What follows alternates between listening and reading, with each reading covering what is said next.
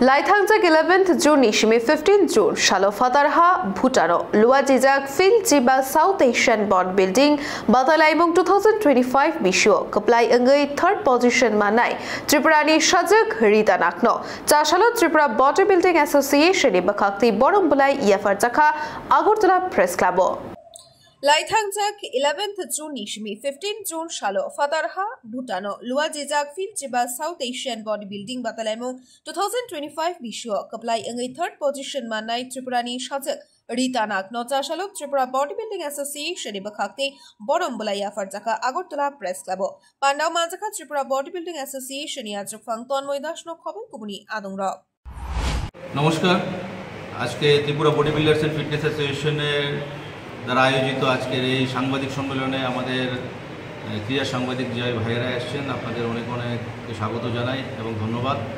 আজকে আমাদের এই সাংবাদিক সম্মেলনের মূল উদ্দেশ্য আপনারা সকলেই অবগত, গত 15 south Asian body building and physics sport championship যেটা আয়োজিত হয়েছিল ভুটানে, এবং আমাদের ত্রিপুরা থেকে প্রথম মেয়ে, আমাদের রাজ্যের ইতিহাসে প্রথম মেয়ে রীতা নাগ উর্ফে শ্রেয়া আমাদের ভারতীয় দলের হয়ে সেখানে অংশগ্রহণ করেছিল এবং ভারতের জন্য এবং আমাদের রাজ্যের জন্য ব্রোঞ্জ মেডেল নিয়ে এসছে।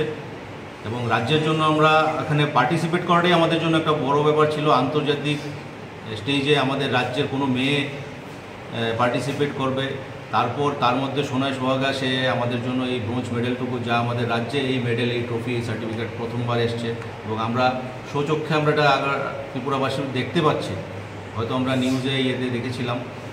তো আমরা আজকে এখানে সাংবাদিক সম্মেলনের মাধ্যমে একটা রাজ্যের একটা অ্যাথলিট যেই সম্মানটুকু অ্যাটলিস্ট ডিজার্ভ করে, আমাদের সবার দায়িত্ব রাজ্যের প্রত্যেকটা যারা যত ট্যালেন্ট আছে, সে ক্রীড়া হোক অন্য মহল হোক, তাদের যখন আমাদের রাজ্যের নাম দেশের নাম নিয়ে কিছু একটা করে রাজ্যে ফিরে তাদেরকে আমরা যোগ্য সম্মানটুকু অ্যাটলিস্ট দেওয়ার চেষ্টা করি।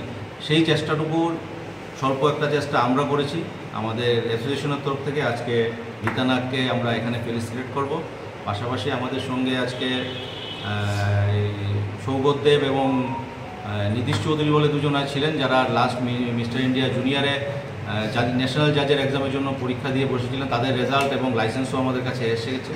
তো আজকের দিনটার জন্য অপেক্ষা করেছিলাম, সে পাশাপাশি ওদের হাতেও আমরা তাদের জাজেস লাইসেন্সটুকু আমরা তুলে দেব। ধন্যবাদ। আগামী দিন বডি বিল্ডিং অ্যাসোসিয়েশনকে আরও উন্নত করতে বা এই ধরনের খেলোয়াড় বহির্রাজ্যে অন্যান্য ইভেন্টে পাঠানোর জন্য কী পরিকল্পনা রয়েছে?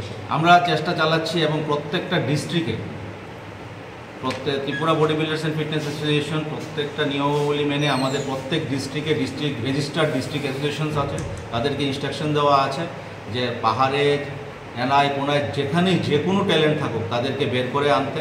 আমাদের অ্যাসোসিয়েশন যথেষ্ট চেষ্টা করে, রীতার পেছনেও অ্যাসোসিয়েশন পুরোপুরি সাপোর্ট করেছে। কিন্তু বডি বিল্ডিং অ্যান্ড ফিটনেস এখন একটা কস্টলি গেম হয়ে গেছে।